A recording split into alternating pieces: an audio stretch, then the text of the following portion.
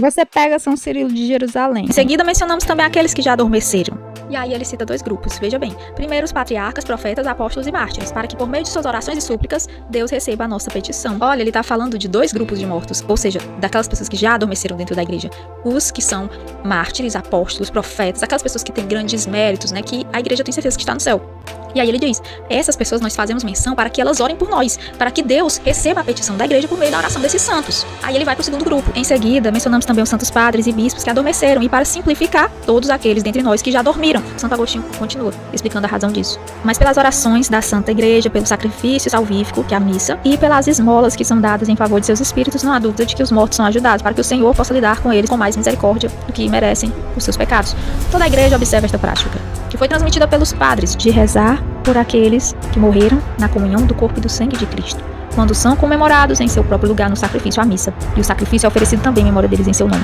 Veja o que ele está dizendo. A razão é porque eles morreram na comunhão do corpo e do sangue do Senhor Jesus. Em outra parte, Agostinho novamente usa esse mesmo argumento. O motivo pelo qual se faz menção dos mártires para orar por nós e dos mortos da igreja é porque eles fazem parte do corpo de Cristo, ou seja, eles não deixam de fazer parte do corpo de Cristo porque morreram. Tampouco as almas dos mortos piedosos se encontram separadas da igreja. Olha, as almas dos piedosos não estão separadas da igreja, que mesmo agora é o reino de Cristo. Do contrário, não haveria lembrança deles no altar de Deus, na comunhão do corpo de Cristo, cidade de Deus. Veja como o tempo não foi capaz de apagar essas doutrinas antigas dos primeiros séculos e que se perpetua na Igreja Católica. Claro, frequentemente estamos duvidando das promessas de Deus. Ele diz, vocês se assentaram em tronos, nós não acreditamos. Olha, porque eu vivo, vós também vivereis. A gente não acredita. Somos seres de natureza temporal.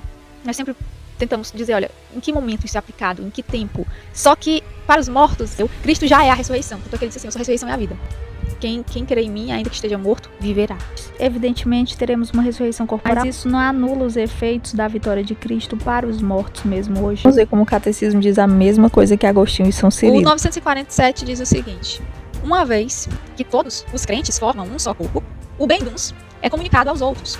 E assim, de modo nenhum, se interrompe a união dos que ainda caminham sobre a terra com os irmãos que adormeceram na paz de Cristo. Mas antes, segundo a constante fé da igreja, essa união é reforçada pela comunicação dos bens espirituais. 956. Os bem-aventurados, estando mais intimamente unidos com Cristo, consolidam mais firmemente a igreja na santidade. Eles não cessam de interceder a nosso favor, diante do Pai, apresentando os méritos que na terra alcançaram, graças ao mediador único entre Deus e os homens, Jesus Cristo. Então nós já temos a resposta aí. Por que nós somos capazes de interceder, interferindo na vida de outras pessoas? Porque nós somos um só corpo. Um só corpo. Como o apóstolo Paulo muito bem falou na sua carta aos Coríntios. O corpo é comunicativo, eles comungam uns dos outros. E a morte, ela não rompe essa comunicação, como diz o catecismo. Porque Cristo ressuscitou, vencendo aquele que tinha o poder sobre a morte.